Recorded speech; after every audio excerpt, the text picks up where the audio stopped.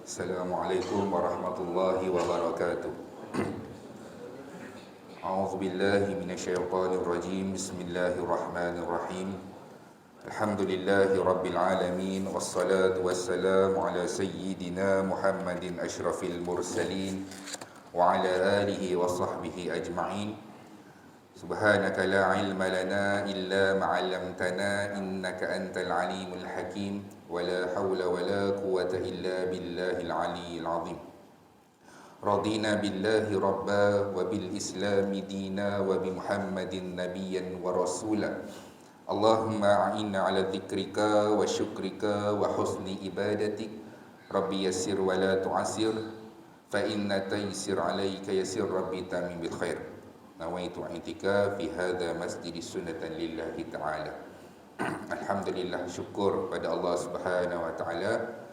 Selesai kita menunaikan solat fardu subuh secara berjemaah dan kita masih lagi bersama dengan Rasulullah sallallahu alaihi wasallam melalui kitab karangan Syekh Safiur Rahman Al-Mubarakfuri, sebuah kitab sirah yang menceritakan tentang riwayat seorang manusia yang paling dikasihi oleh Allah Subhanahu wa taala, iaitu Muhammad bin Abdullah sallallahu alaihi wasallam. Sirah Nabi mengambil masa 63 tahun. 53 tahun kehidupan Nabi di Mekah. Kemudian Nabi hijrah, duduk tinggal menetap di Madinah sehinggalah akhir hayat Nabi sallallahu alaihi wasallam 10 tahun. 53 campur 10, 63 tahun. Itulah umur Rasulullah sallallahu alaihi wasallam. Dan kita sekarang telah pun masuk pada bab yang terakhir, iaitu kewafatan Rasulullah sallallahu alaihi wasallam. Tujuan kita mempelajari sirah, tuan-tuan, saya selalu sebut untuk kita mewujudkan rasa cinta kita terhadap Nabi sallallahu alaihi wasallam. Seseorang itu untuk dia nak mencintai, suka, minat dengan sesuatu, dia mesti kenal dengan benda yang dia nak sayang tu. Dia tak boleh tiba-tiba je suka, tiba-tiba je cinta, tuan-tuan, tak boleh. Jadi nak sayang dengan seorang manusia yang telah meninggalkan kita hampir 1400 tahun lebih lamanya, tuan-tuan, nak rasa sayang tu kena baca sirah. Kena baca sirah, kena dengar sirah. Baru kita kenal dengan Nabi kita sallallahu alaihi wasallam daripada Nabi lahir, bagaimana Nabi ini menjalani kehidupannya daripada zaman kanak-kanak, remaja, dewasa, kemudian besar menjadi seorang suami, seorang ayah, seorang rasul, dan bagaimana Nabi ini kehidupan akhir hayatnya, kesusahan yang Nabi ini rasa. Barulah kita boleh sayang dengan Nabi, boleh rasa rindu dengan Nabi sallallahu alaihi wasallam.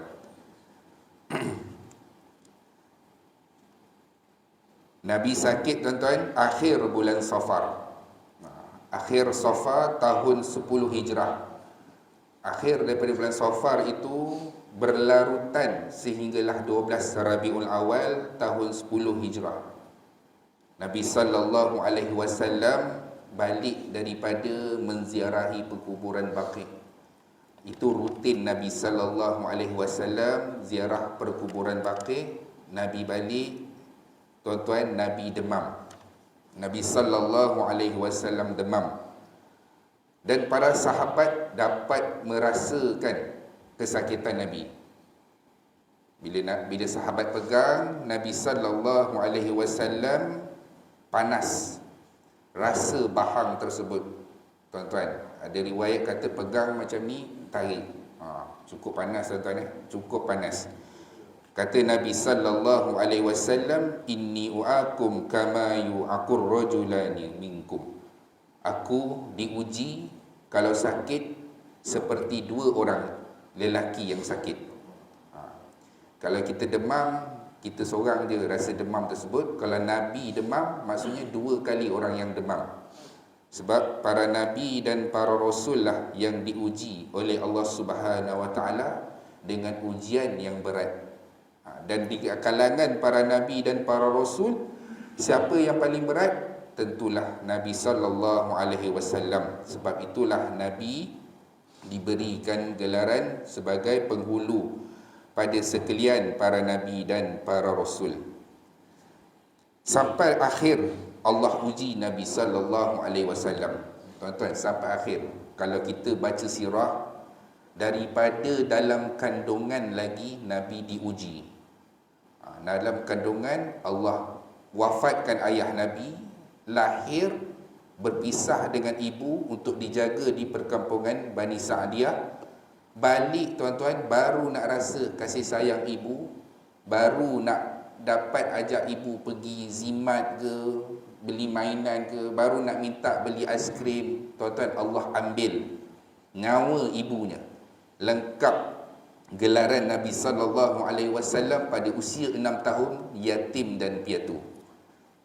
Dalam masjid ni saja tuan-tuan, kita tak payah tengok jauh-jauh lah. Masjid ni saja, siapa yang lahir yatim piatu? Angkat tangan.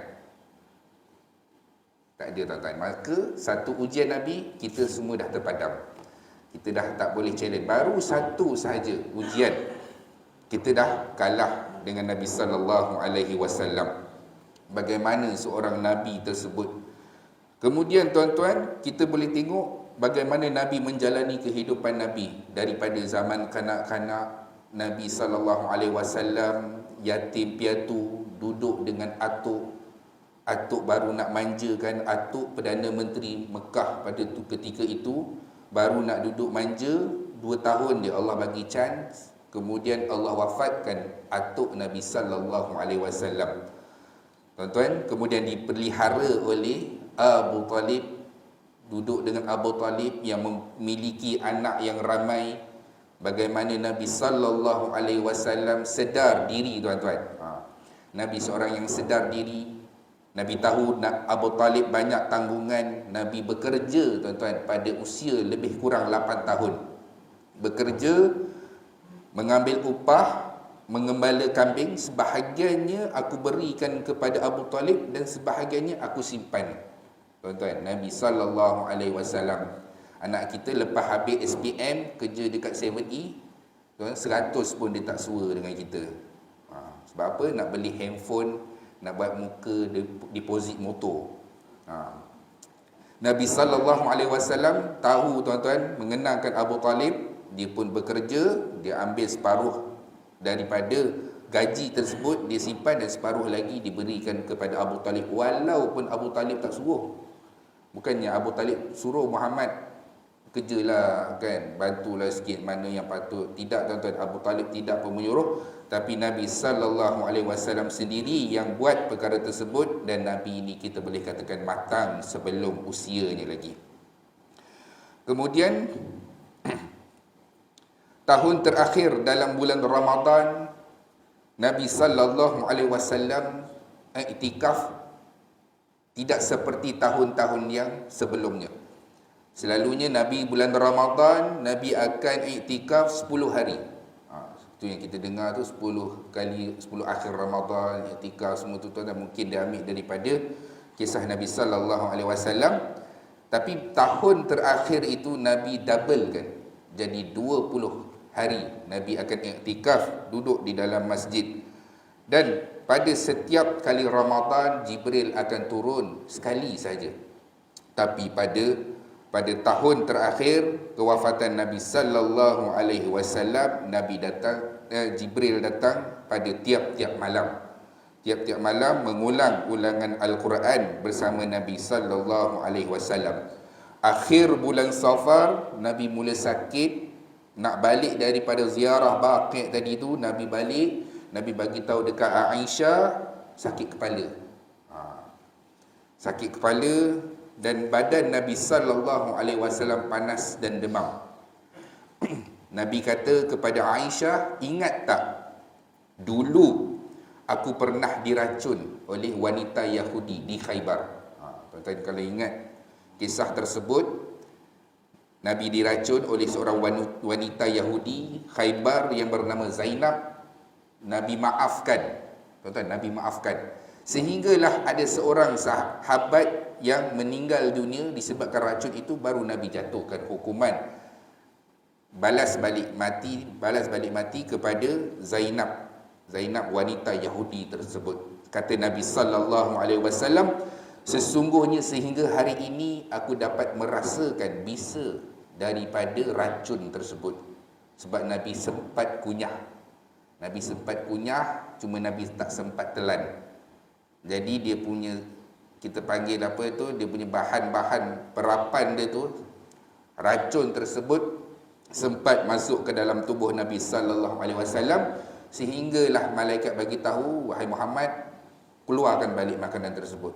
Baru Nabi keluarkan, walaupun Nabi tak sempat menelan, tuan-tuan, kata Nabi sallallahu alaihi wasallam, aku dapat merasakannya lagi, bisa racun yang suatu ketika dahulu diletakkan oleh seorang wanita Yahudi, iaitu yang bernama Zainab. Waktu itu jawadah dia, tuan-tuan, kambing bakar. Zainab ni siap bagi tahu mana bahagian kesukaan Nabi. Supaya apa? Supaya dekat situ racun itu diletakkan, ditaburkan dengan lebih banyak, tuan-tuan. Nabi suka bahagian yang ada pegang tu. Saya pun tak tahu apa benda tu. Lem sheng ke? Itu Nabi suka gigit macam tu. Tempoh sakit itu, tuan-tuan, Nabi sempat hantar Usamah bin Zaid untuk jadi ketua tentera. Dalam tempoh-tempoh Nabi sakit tu, Nabi sempat hantar rombongan tentera Usamah bin Zaid yang ketika itu baru umur 20-an. Nabi hantar sahabat-sahabat, dalam itu ada sahabat-sahabat besar. Antaranya Sayyidina Umar. Sahabat pun berbunyi juga, tuan-tuan. Kenapa tak lantik Sayyidina Umar? Tak pun lantik yang senior-senior kan, tuan-tuan? Kenapa lantik Usamah bin Zaid sedangkan umurnya baru 20-an, 19-belasan tahun atau ke 20-an lah. Dalam pasukan itu ada orang lain.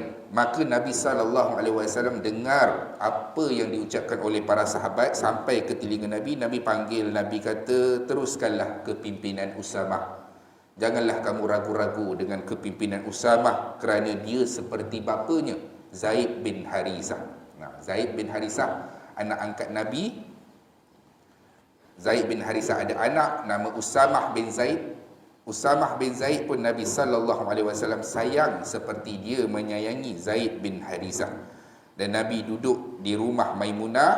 Nabi kata, boleh tak aku ini dirawat di rumah Aisyah. Tuan-tuan, Nabi kumpulkan isteri Nabi. Nabi tanya, boleh tak aku minta izin untuk dirawat di rumah Aisyah? Maka isteri Nabi SAW yang lain membenarkan untuk Nabi dirawat di rumah Aisyah.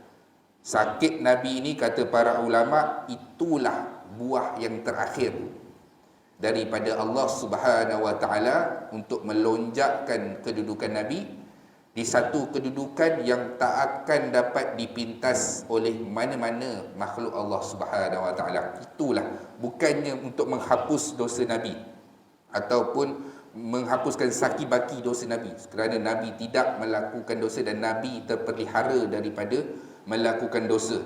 Itu adalah buah terakhir daripada Allah, ujian yang terakhir untuk menaikkan darjat Nabi sallallahu alaihi wasallam di satu kedudukan yang paling tinggi yang tak dapat dipintas oleh orang lain.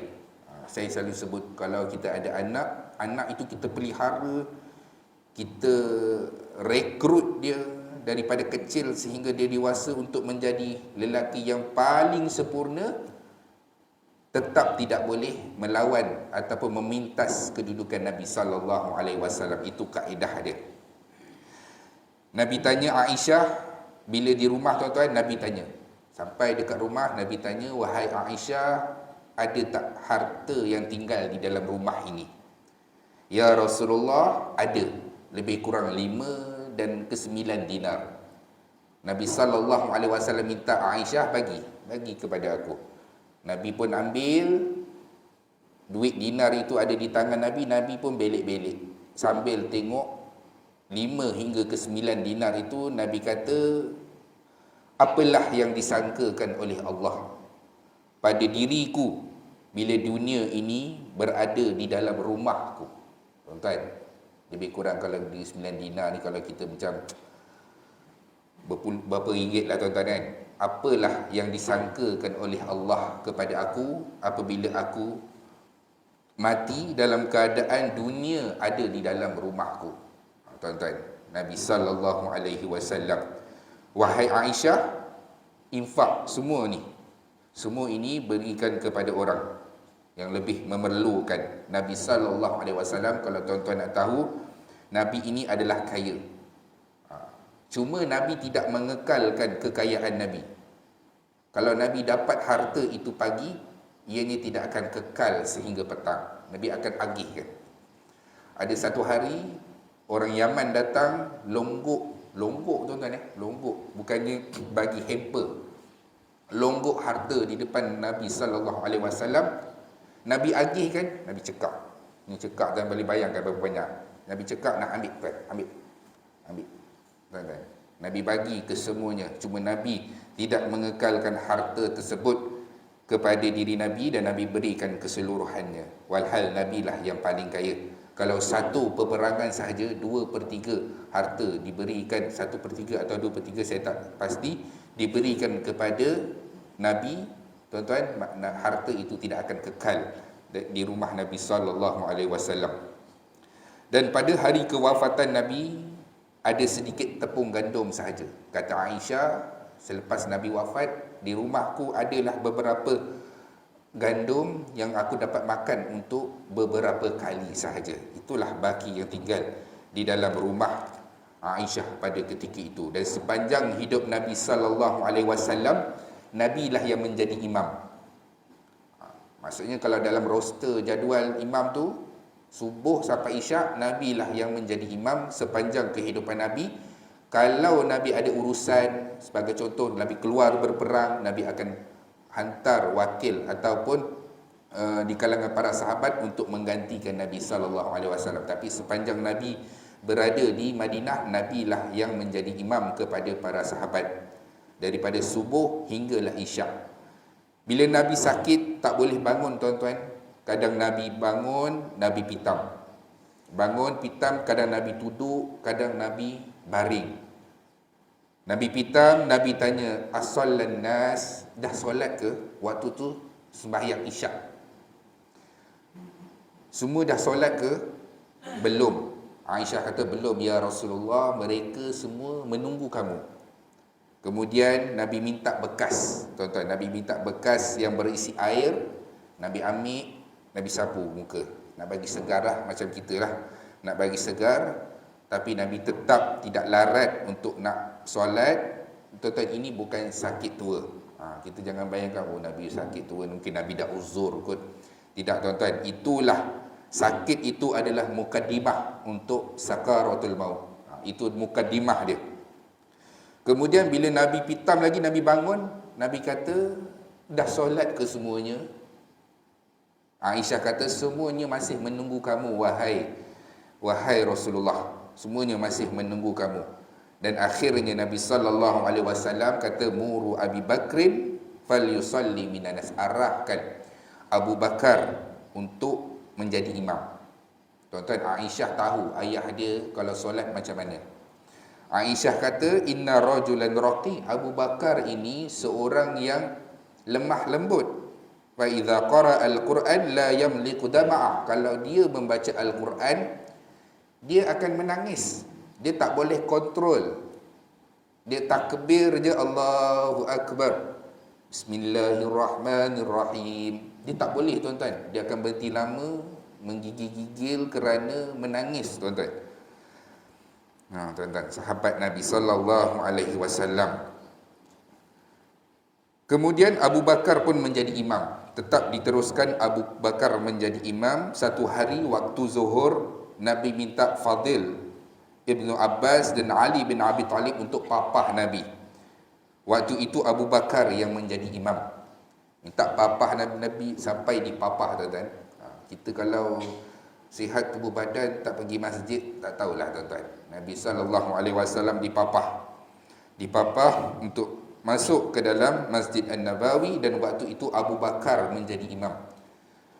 Nampaklah tuan-tuan, kita boleh rasalah orang lalu sebab rumah Nabi sebelah sahaja, lekat dengan Masjid Nabawi. Nabi buka pintu, selak tirai, langkah, terus masuk saf.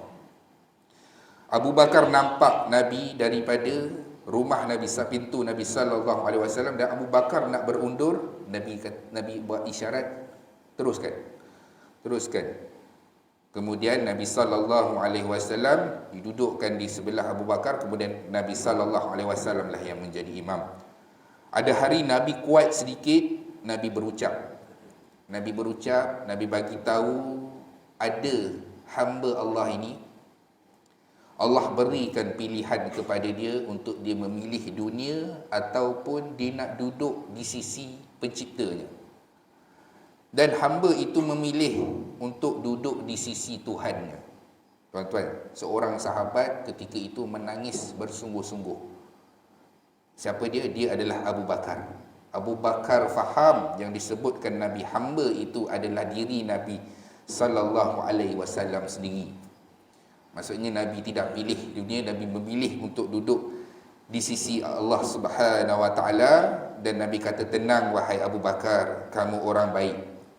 Kalau aku diberikan pilihan untuk dijadikan kekasih, aku akan pilih kamu wahai Abu Bakar. Satu hari tuan-tuan, Abu Bakar pun keluar. Nabi tengah sakit ni. Nabi tengah sakit, Abu Bakar keluar di jalan di Madinah tersebut. Abu Bakar nampak orang Ansar berkumpul dalam keadaan mereka menangis. Abu Bakar bertanya, kenapa kamu ni menangis? Dan kata Ansar tersebut, dulu Nabi selalu menziarahi kami, Nabi ikut program-program kami. Tapi dah sekarang, bukan wafat lagi tuan-tuan, tapi sekarang Nabi tidak lagi datang untuk bersama dengan kami. Menangis tuan-tuan. Nabi dengar, Nabi wasiatkan. Nabi dengar orang Ansar berkata begitu, Nabi wasiatkan kepada semua orang tentang Ansar. Nabi kata, Ansar adalah keluargaku, penyimpan rahsiaku. Terimalah Ansar, lupakan kekurangan Ansar. Nabi sangat menyayangi Ansar tuan-tuan sallallahu alaihi wasallam. Dan waktu solat subuh 12 Rabiul Awal, hari Isnin, tuan-tuan, waktu itu Abu Bakar yang menjadi imam untuk solat subuh. Lebih kurang Abu Bakar menjadi imam lebih kurang 11 hingga ke 17 hari. 11 hari, itulah waktu Nabi sakit, Abu Bakar lah yang menjadi imam. Waktu subuh itu Abu Bakar jadi imam. Nabi membuka pintu rumah Nabi sallallahu alaihi wasallam. Nabi buka pintu, kata Sayyidina Anas. Ni Sayyidina Anas bagi tahu, ketika itu aku melihat wajah Nabi dalam keadaan bercahaya. Tuan-tuan, Nabi kalau gembira memang terpancar cahaya di wajah Nabi sallallahu alaihi wasallam. Cahaya ni bukan simbolik macam seolah-olah bercahaya ke, tak tuan-tuan, memang bercahaya. Memang bercahaya sungguh wajah Nabi sallallahu alaihi wasallam. Kata Sayyidina Anas, aku berharap Nabi masuk bersama kami untuk melaksanakan solat. Kata Sayyidina Anas, aku berharap seolah-olah Nabi dah sihat, Nabi masuk untuk mendirikan solat bersama dengan kami, tapi Nabi duduk lama di pintu tersebut. Nabi merenung kami dengan lama. Kata boleh bayangkanlah, Nabi buka pintu, Nabi tengok sahabat yang dalam saf, Nabi merenung para sahabat ni dengan lama. Nabi melihat saf yang tersusun rapi. Nabi melihat saf yang tersusun rapi, sahabat-sahabat yang dididik secara langsung oleh Nabi. Nabi tengok mereka solat dengan saf yang rapi.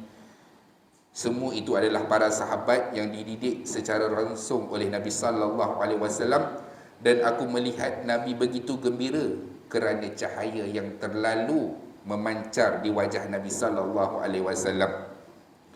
Dan aku melihat Nabi melontarkan senyuman, melemparkan senyuman yang terakhir. Tuan-tuan, Nabi tengok lama, lalu Nabi melontarkan senyuman yang terakhir. Setelah lama Nabi merenung kami. So Nabi tengok lama, kemudian Nabi senyum. Merenung kejayaan, tuan-tuan. Kejayaan yang dibangunkan oleh Nabi sallallahu alaihi wasallam untuk membina satu ummah. Nabi tengok hasil buah tangan selama 23 tahun Nabi sallallahu alaihi wasallam berdoa. Nabi merenung para sahabat yang melaksanakan solat dalam keadaan saf yang tersusun rapi. Nabi tengok dan kemudian Nabi senyum kepada para sahabat pada ketika itu, dan kemudian Nabi melepaskan tirai dan menutup semula pintu. Itulah kali terakhir di mana Nabi sallallahu alaihi wasallam dan para sahabat melihat keadaan tersebut. Dan pada hari itu, tuan-tuan, selepas solat Zuhur ketika berusia 63 tahun. Pada usia 63 tahun, 12 Rabiul Awal, selepas waktu duha Zuhur, Nabi sallallahu alaihi wasallam bertemu dengan kekasih agungnya, iaitu Allah Subhanahu wa taala. Tuan-tuan, ketika itu Nabi duduk, Nabi menanggung sakarat. Nabi kata, innalil mauti sakarat, sesungguhnya bagi kematian itu ada kesakitan. Tuan-tuan, Nabi pun sakit. Kata Aisyah, aku tak cemburu dengan mana-mana manusia di dalam alam ini yang mati dengan mudah. Kata, mudahnya dia mati. Tahu-tahu lepas solat dia sujud, itu macam tak ada apa-apa, macam hilang macam tu je.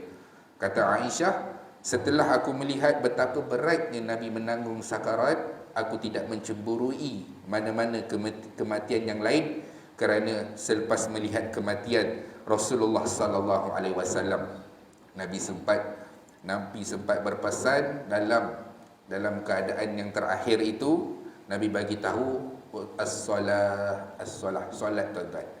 Nabi bagi tahu kepada semua orang untuk solat. Dirikan solat. Waktu kematian Rasulullah sallallahu alaihi wasallam, ketika itu Abu Sa'id Al-Khudri dan Sayyidina Anas bagi tahu, kami teringat waktu pertama kali Nabi datang masuk ke Madinah. Madinah ini seolah-olah itulah hari yang paling bercahaya. Dan waktu kewafatan Nabi sallallahu alaihi wasallam, Madinah pada ketika itu seperti gelap gelita. Dan pada hari kewafatan itulah hari yang paling gelap. Tuan-tuan, apa yang berlaku? Sahabat Nabi, iaitu Abu Bakar, yang mendengarkan kematian Nabi sallallahu alaihi wasallam, Abu Bakar meninggalkan tempat tinggalnya, turun ke dataran, memacu kudanya dengan laju, berhenti di Masjid Nabawi. Abu Bakar datang, kita boleh bayangkanlah tuan-tuan macam mana Abu Bakar datang dalam keadaan tergesa-gesa, berhenti di Masjid Nabawi, masuk dalam keadaan tak bercakap dengan siapa-siapa, pergi ke jenazah Nabi sallallahu alaihi wasallam yang ditutup dengan kain yang berwarna hitam. Kemudian Nabi sallallahu alaihi wasallam terbujur kaku di situ. Abu Bakar datang, Abu Bakar buka. Abu Bakar kata apa kepada Nabi sallallahu alaihi wasallam? Wahai pesuruh Allah, tak ada lagi dah kesakitan buat kamu. Abu Bakar kata, ya Rasulullah, tak ada lagi dah kesakitan kepada kamu. Betapa lama Nabi tanggung, tuan-tuan, tak ada dah. Itulah yang terakhir, wahai Muhammad. Itulah yang terakhir buat kamu. Lepas ni, dah tak ada dah kesakitan buat kamu buat selama-lamanya. Lepas ni semuanya kegembiraan buat kamu. Buat kamu.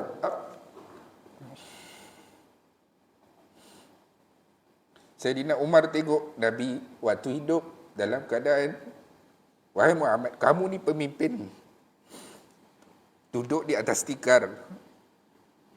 Sedangkan pemimpin yang lain duduk di singgasana mereka, berbekas tikar, tuan-tuan, tikar mengkuang ke apa ke tak tahulah, berbekas belakang Nabi. Nabi kata tak apa, kehidupan kita adalah kehidupan akhirat. Kehidupan akhirat. Abu Bakar tengok, Abu kata, inilah yang terakhir buat kamu, wahai Muhammad. Selepas ni semuanya kegembiraan buat kamu selama-lamanya. Kemudian Abu Bakar keluar. Sayyidina Umar dalam keadaan tak tentu arah. Kata Sayyidina Umar, sesungguhnya baginda tidak wafat, Tapi dia pergi menghadap Tuhannya seperti Musa bin Imran. Nabi tak wafat, Nabi bermunajat kepada Allah seperti Nabi Musa yang meninggalkan kaumnya selama 40 hari. Nanti Nabi akan balik.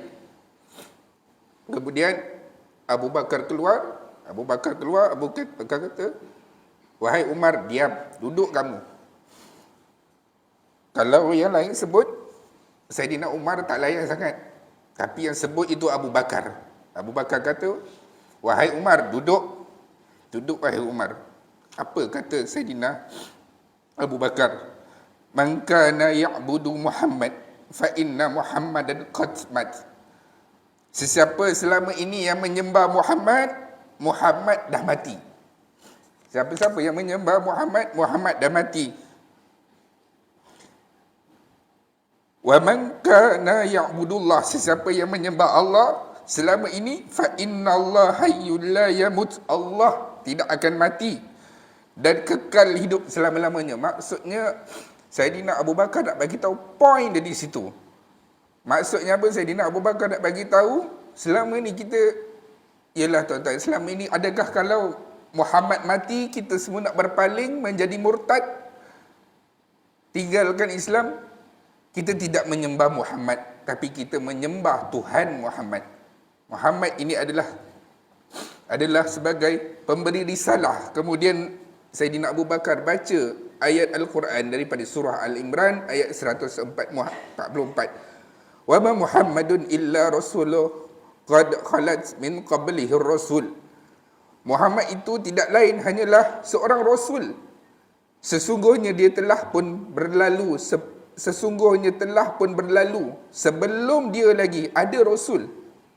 Adakah jika dia wafat dan dibunuh, kamu akan berbalik menjadi murtad? Barang siapa yang berbalik ke belakang, maka dia tidak dapat mendatangkan mudarat kepada Allah sedikit pun. Dan Allah akan memberikan balasan kepada orang-orang yang bersyukur. Tuan-tuan, ketika itu Ibnu Abbas berkata, demi Allah, seakan-akan mereka tidak tahu bahawa Allah telah menurunkan ayat ini. Tuan-tuan, ayat ini Nabi dah turun kepada Nabi dan Nabi dah bacakan. Seolah-olah hari itu baru kali pertama kami mendengar apa yang dibacakan oleh Abu Bakar. Saidina Umar pun yang menghafal Al-Quran berkata, demi Allah, pertama kali aku mendengar Abu Bakar membacakan ayat itu, aku menjadi lemah terjatuh ke tanah, mengangkat kedua-dua kakiku. Kini aku tahu bahawa Nabi SAW memang betul-betul telah pun wafat. Seolah-olah itu kali pertama Saidina Umar dengar ayat tersebut. Walhal Saidina Umar ini adalah penghafal Al-Quran. Seolah-olah kali pertama kami mendengarkan perkataan tersebut. Kemudian terjadi perselisihan pendapat pada ketika itu tentang siapa yang hendak diangkat menjadi khalifah. Mereka bermesyuarat. Kalau tuan-tuan tahu, dekat Masjid Nabawi itu sebelah tu ada satu taman. Di situlah. Yang hari ini memang taman pun Saudi dah hancur kan, tak tahu dia nak buat renovation apa, taman tu dah tak ada lagi dah. Di situlah para sahabat, muhajirin dan ansar bermesyuarat siapa yang nak dilantik untuk menjadi khalifah. Mereka bersepakat akhirnya mengangkat Abu Bakar berdasarkan jawapan Nabi SAW, mengarahkan Abu Bakar untuk menjadi imam untuk solat pada keadaan Nabi ketika sakit pada ketika itu. Pada ketika itulah mereka menguruskan jenazah Nabi SAW. Menguruskan jenazah Nabi SAW, keluarga baginda memandikan jenazah Nabi tanpa melepaskan kain yang menyelubunginya. Antaranya siapa? Al-Abbas, Fadil, kemudian ada Qutham Ibnu Abbas, kemudian ada juga beberapa sahabat lain, Usamah bin Zaid dan Aus Ibnul Qawli, tuan-tuan, yang mengalirkan air, sedangkan Ali memandikan dan Aus mendakap jasad Nabi SAW. Mereka mengkafankan jasad Nabi dengan 3 helai kain yang dibuat daripada kapas tanpa menyertakan pakaian ataupun penutup kepala. Kemudian Abu Bakar berkata, sesungguhnya tak tahu nak kebumikan dekat mana, tuan-tuan. Mereka berselisih nak kebumikan Nabi di mana. Kata Abu Bakar, aku mendengar Nabi sallallahu alaihi wasallam memberitahu tiada nabi dan rasul melainkan dia dikuburkan di tempat di mana dia meninggal. Maksudnya Nabi wafat di rumah Aisyah, di pangkuan Aisyah. Ketika itulah mereka mengambil keputusan untuk mengkebumikan Nabi sallallahu alaihi wasallam di tempat tersebut. Maka mereka mengalihkan katil dan sebagainya dan mula menggali lubang di situ dan menjadikan liang lahat di situ di bawah tempat tidur Nabi sallallahu alaihi wasallam. Dan orang pun masuk, tuan-tuan, bergilir-gilir 10 orang untuk menyolatkan jenazah Nabi sallallahu alaihi wasallam. Giliran pertama diberikan kepada ahli keluarga Nabi, disusuli dengan orang Muhajirin, kemudian orang Ansar, kemudian para wanita dan kemudian kanak-kanak, tuan-tuan. Semua itu dilakukan sehari penuh pada hari Selasa sehinggalah menginjak malam Rabu. Aisyah berkata, tuan-tuan, selang daripada itu orang selalu datang ziarah Nabi. Kemudian naik Saidina Abu Bakar dikuburkan di sebelah makam Rasulullah sallallahu alaihi wasallam. Aisyah masih lagi duduk di rumah tersebut. Kemudian Saidina Umar pun minta untuk duduk, untuk bila dia wafat, untuk dikuburkan di situ. Bila Saidina Umar dikuburkan di situ, tuan-tuan, Aisyah dah tak duduk dah rumah itu. Sebab apa, tuan-tuan? Sebab yang pertama, suami Aisyah, Rasulullah sallallahu alaihi wasallam. Kedua, yang itu bapa dia, maksudnya mahram dia. Bila Saidina Umar duduk dalam tu, tuan-tuan, orang dah meninggal dunia. Betapa menjaganya isteri Rasulullah, dia dah tak duduk dah rumah tu. Dia tak duduk dah bilik tersebut kerana apabila Saidina Umar dimakamkan di situ. Sampailah nanti bila Saidina Uthman naik jadi khalifah, dia bagi tahu siap-siap, kalau aku wafat, jangan kuburkan aku di sini. Kuburkan aku di Baqi' ataupun di mana sebagainya. Sebab apa? Aku takut setiap kali pemimpin yang naik selepas ini minta untuk dikuburkan. Maksudnya akan banyaklah, tuan-tuan. Saidina Uthman kata, cukup sekadar tu, kalau aku wafat, berikan ataupun kuburkan aku tidak di seperti sebelah kubur sahabat yang lain. Maksudnya Nabi SAW, Abu Bakar, kemudian Umar, tuan-tuan. Itulah rumah Rasulullah SAW yang hari ini kita tengok tempat yang bertutup tu lah, tuan-tuan. Sebelah tu, Raudhah tu, itulah Masjid Nabawi suatu ketika dahulu. Melekat dengan rumah bilik Sayyidatina Aisyah, iaitu Raudhah, yang sekarang ni dah ditutup lah, tuan-tuan. Ditutup. Kalau tuan-tuan pergi pun bagi salam, lama sikit duduk, tuan-tuan. Memang Pak Arab Saudi tu akan pergi lempang, tuan-tuan ke. Kalau dia nak lempang, dia lempang lah. Dia suruh jalan, jangan buat benda bid'ah, tuan-tuan, dia kata. Walhal, tuan-tuan, Nabi sallallahu alaihi wasallam, kita tengok peristiwa Nabi Zakaria. Nabi Zakaria tak ada anak, dia bermunajat di tempat ibadah Maryam. Tuan-tuan, kalau nak ikutkan, Maryam adalah wanita biasa, makam yang lebih tinggi adalah Nabi Zakaria. Wafatnya Nabi Zakaria ini, dia mengambil berkat di tempat ibadah Maryam. Sebab apa? Sebab Allah hadirkan macam-macam makanan yang pelik apa semua, berkat dia bertabaruk di situ, tuan-tuan. Tabaruk di situ untuk mendapatkan keberkatan. Begitulah juga kita dengan Nabi sallallahu alaihi wasallam. Nabi sallallahu alaihi wasallam, kita kena rasa bahawasanya kita ni umat yang paling bertuah. Kerana dikurniakan sebagai umat Nabi. Hanya umat Nabi sallallahu alaihi wasallam sahaja, apabila mereka berniat untuk melakukan kebaikan, belum lagi buat baik, Allah dah bagi dah markah separuh. Kalau kamu buat, Allah bagi full mark, dan dia adalah gandaan 100 ke 700,000 pahala tersebut. Dan kalau umat Nabi buat dosa, tuan-tuan, baru niat buat dosa, tak dikira je lagi. Ni keistimewaan umat Nabi, tak dikira pun lagi. Tapi kalau kita berbuat dosa itu dikira satu saja, tuan-tuan. Sebab itulah para ulama kata, kalaulah di akhirat nanti yang masuk dalam neraka ni memang betul-betul jahat lah, tuan-tuan. Sebab apa? Carry mark pun tak ada. Kalau orang buat universiti dia, carry mark pun tak ada, markah pun tak ada. Buat dosa baru kira satu, buat pahala ada gandaan, baru niat nak buat baik, dapat pahala, buat baik, full mark tuan-tuan, umat siapa? Umat Nabi sallallahu alaihi wasallam. Dan kelebihan umat Nabi sallallahu alaihi wasallam dialah Nabi melihat 2/3. Banyak kan, 2/3 tu majoriti, dah boleh tubuh kerajaan dah. 2/3 umat Nabi sallallahu alaihi wasallam adalah penduduk syurga. Tuan-tuan, apa lagi kita nak? 2/3 kelebihan umat Nabi adalah penduduk syurga, dan antara yang dihisap awal adalah umat Nabi sallallahu alaihi wasallam. Kita ni ibadah bukannya banyak sangat pun, tapi banyak kelebihan dan manfaat yang kita dapat adalah disebabkan berkat Nabi sallallahu alaihi wasallam. Mulianya Nabi, kita dapat tempias. Mulianya Nabi, kita pun dapat kebaikan daripada Nabi sallallahu alaihi wasallam, tuan-tuan. Jadi saya rasa sekadar itu dulu untuk sirah Nabi sallallahu alaihi wasallam. Kita pun dah selesai mengkhatamkan sirah Nabi sallallahu alaihi wasallam. Dan keluarga Nabi yang ikut Nabi adalah Fatimah. Fatimah waktu Nabi wafat, sebelum Nabi wafat, dia bisik kepada anak dia menangis. Kemudian bila dia bisik kali kedua, anaknya Fatimah bergembira, suka dia tersenyum. Sahabat tanya, tadi kenapa? Dah lama lah ni tuan-tuan, kenapa hari tu pakcik nampak tengok ada senyum, ada dia bagi tahu bahawasanya Nabi bagi tahu Nabi akan wafat, Nabi akan meninggalkan dunia ini, dan antara ahli keluarga yang terawal mengikut Nabi sallallahu alaihi wasallam adalah anak Nabi sallallahu alaihi wasallam sendiri, iaitu Fatimah, tuan-tuan. Begitulah akhirnya sirah Nabi sallallahu alaihi wasallam.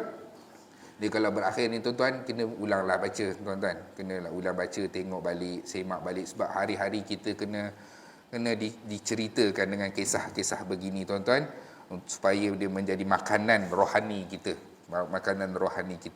Jadi saya rasa sekadar itu dulu, tuan-tuan. Yang baik datang daripada Allah, yang lemah adalah kelemahan saya sendiri. Saya selalu sebut asbab daripada kita membaca sirah, mendengar sirah, Allah hadirkan rasa cinta. Mungkin itulah cinta yang ikhlas, dan kita mendapatkan syafaat Nabi sallallahu alaihi wasallam. A'udzubillahi minasyaitonirrajim. Bismillahirrahmanirrahim. Alhamdulillahirabbil alamin, wassalatu wassalamu ala asyrafil anbiya'i wal mursalin wa ala alihi wasahbihi ajmain.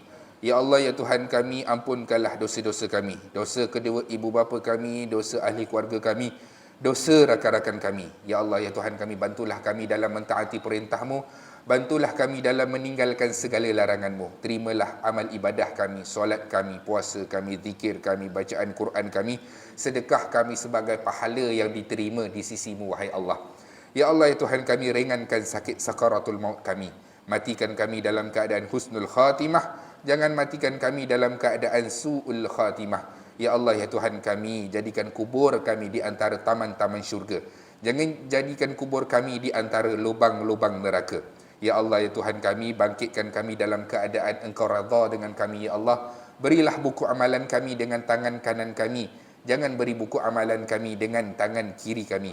Ya Allah, ya Tuhan kami, bangkitkan kami dalam keadaan Engkau redha dengan kami, ya Allah. Kurniakanlah kami syafaat Nabi Muhammad sallallahu alaihi wasallam, ya Allah. Pimpinlah kami dalam meniti titian sirat-Mu, ya Allah. Himpunkan kami, kedua ibu bapa kami, ahli keluarga kami, rakan-rakan kami ke dalam syurga Firdaus-Mu tanpa hisab dan azab, dan jauhkanlah kami daripada azab api neraka Jahannam.